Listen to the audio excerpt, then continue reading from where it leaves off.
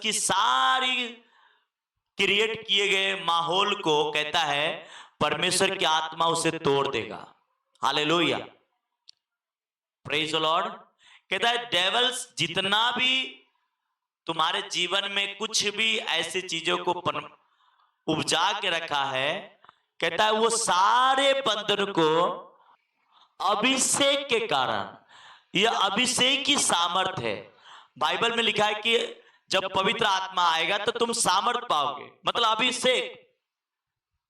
और अगर अभिषेक हम पाते हैं तो हमारे जिंदगी की हर प्रकार की जुगा, चाहे वो किसी भी प्रकार की डेवल्स की दुष्ट आत्मा ने क्रिएट किया है, उससे हमें छुटकारा देता है। एक हर विश्वासी को, आज की जो जनरेशन है विश्वास का, उन्हें एक चीज नोट करनी है कि अभिषेक आपके लाइफ में नहीं है, उसकी सामर्थ्य नहीं है, तो शैतान आपको नचाएगा। और ये जैसे जैसे आपके जिंदगी में आता है, डेविल्स की सारी पावर लूज होते चली जाती है। हालेलुया। आपने बहुत जगह पिक्चरों में भी देखे होंगे कि यीशु मसीह जब जिस रास्ते से गुजरते थे, दुष्ट आत्मा पहले तो चिल्लाती थे। जब यीशु मसीह दुष्ट आत्मा की तरफ बढ़ते हैं तो उसका पावर लूज होने लगते। क्या होते? वो अपने आप को सरेंडर करने लगते हैं, क्योंकि अभिषेक यीशु मसीह के पास था। और अगर बाइबल बराबर से पढ़ेंगे तो यीशु मसीह, बाइबल कहती है कि वह पवित्र आत्मा और सामर्थ से परिपूर्ण था। कौन? यीशु मसीह। और वही सामर्थ, वही अभिषेक आपका वेट कर रहा है। उस सामर्थ को यूनानी में कहा जाता है डुनामिस। डुनामिस की अगर ट्रांसलेशन करेंगे तो कहते हैं डायनामाइट, एक ऐसा बम, एक ऐसा विस्फोट जो बड़े बड़े घरों को ढा देती है।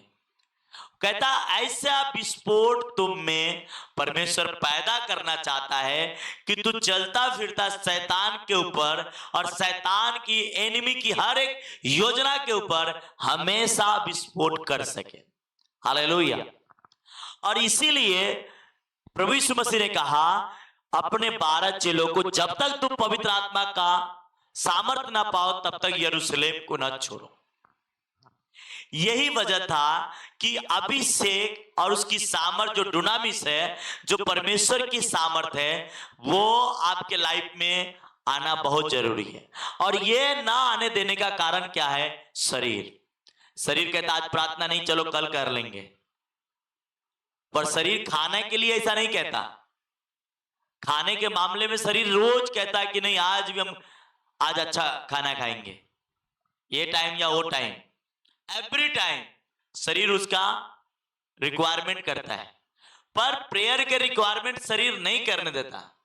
अगर आपकी आत्मा कर रहा है, रिक्वायरमेंट है, चलो आज प्रेयर नहीं किया, प्रेयर करते, पर शरीर कहता है आज शरीर थका हुआ है, हारा हुआ है। और यही वजह है कि एक विश्वासी को अपने जिंदगी में चमकने नहीं देता। मुंह से अच्छा बोलना वो एक अलग बात है, पर परमेश्वर से आत्मा से भरना वो एक अलग बात। हालेलुया। जब किसी बिल्डिंग के ऊपर बम गिरती है तो बिल्डिंग चाहे कितना भी मजबूत हो टूट जाता है। वही डुनामिस जो कहता है डायनामाइट, वो एक विस्फोट।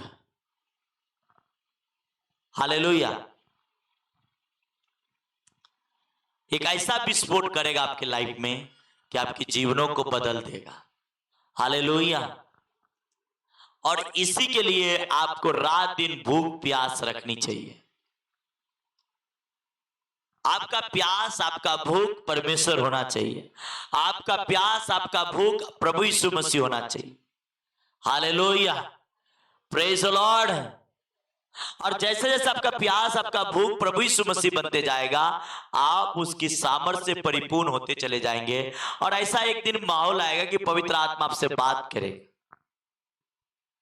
हालेलुया। जकरिया और एलीशिबा दोनों परमेश्वर की सेवा करते थे। बहुत बुजुर्ग हो चुके थे, इतने बुजुर्ग हो चुके थे कि कोई उम्मीद भी नहीं कर सकता था कि उसके पास एक बच्चे होंगे, पर वो ईमानदारी से पवित्रताई में रह के परमेश्वर की सेवा करती रही और उसके भवन के साथ जुड़ी रही। और एक दिन ऐसा टाइम आया कि पवित्र आत्मा उसके सामने आकर उससे बात किया। Hallelujah, praise the Lord. और परमेश्वर के दूत उस मंदिर में जब वो सेवा कर रही थी उससे बात किया कि तुझे एक बेटा होगा। जकरिया को कहा, अगर वो उस सेवा में नहीं लगे होते और अगर वो उस टाइम अपने रीति के अनुसार जैसा जैसा हर एक याजक का एक सिस्टम होती थी, उस टाइम में अपने अपने बारी के इंतजार करते थे कि मेरी बारी कब आएगी चर्च में काम करने का, मेरी सेवा का, मेरे काम का कब बारी आए। तो एलीशिबा के टाइम के अनुसार उसका जब बारी आया तो गया मंदिर में सेवा करने और परमेश्वर ने उसे दर्शन दिया। उसके दूत उससे मिले और उसने कहा, तुझे बुढ़ापे में परमेश्वर ने तुम्हारे लिए एक पुत्र, तुम्हारे बुरी औरत से जो एक बुजुर्ग हो गई है तुम्हें देगा। जब आप परमेश्वर के साथ बने रहते हैं, परमेश्वर के काम, परमेश्वर के भवन के साथ एक जुड़ के रहते हैं, एक टाइम ऐसा आता है कि जब आप मसा भी पाते हैं, एक टाइम ऐसा आता है कि आप पवित्र आत्मा की सामर्थ से भर जाते हैं। इसलिए पौलुस कहता है कि कलीसिया के रीति पर तुम लोग इकट्ठा होना न छोड़ना। संडे कहता है कलीसिया के रीति जो थी हर संडे प्रभु के घर में मौजूद होना, कहता है ये तू ना छोड़ना, ये करते रहना। जब ये तू करते रहेगा एक दिन परमेश्वर के वो डुनामिस, वो पावर, वो सामर्थ तुम पर उतरेगा, तुम्हारे सारे रास्ते खोल देंगे, सारे बंधनों को तोड़ देंगे, सारे शैतानी डबल्स स्पिरिट, डबल्स के जो जितने भी आपकी जिंदगी में क्रिएट किया गया सारे माहौलों को खत्म करेंगे। हालेलुया। पर ये तभी होगा जब आप परमेश्वर के साथ, उसके सेवकाई के साथ, उसके कामों के साथ आप जुड़े रहते हैं। हालेलुया, प्रेज द लॉर्ड, आमीन, हालेलुया। आज उन्हीं लोग परेशान हैं, आज वो लोग प्रभु यीशु मसीह को समझते नहीं। अभिषेक एक ऐसा चीज है कि हर चीज से ज्यादा आपके लाइफ में इंपॉर्टेंट होनी चाहिए। सामर्थ कभी ना गमाओ। अभिषेक कैसे जाता है मालूम है? अगर आपके लाइफ में अभिषेक आ गया तो आप अभिषेक को गमा भी सकते हो। वो कैसे? इसलिए परमेश्वर हर एक व्यक्ति को तुरंत ही अभिषेक नहीं देता। इसका वजह यह है कि वो गमा लेगा। जहां चुगली होता है वहां अभिषेक नहीं रह सकता। जहां दूसरे के बारे में बात होती है वो अभिषेक को अच्छा नहीं लगता।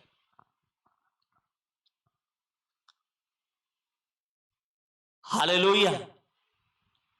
अभिषेक वो चाहता है कि आप परमेश्वर पे हमेशा निगाह रखें, परमेश्वर के किंगडम, परमेश्वर के राज्य के बारे में अपनी सोच रखें। अभिषेक आपको हर प्रकार के फ्रीडम और आजादी देगा, पर उससे पहले अभिषेक कहता है तो परमेश्वर के प्रति पवित्र बन।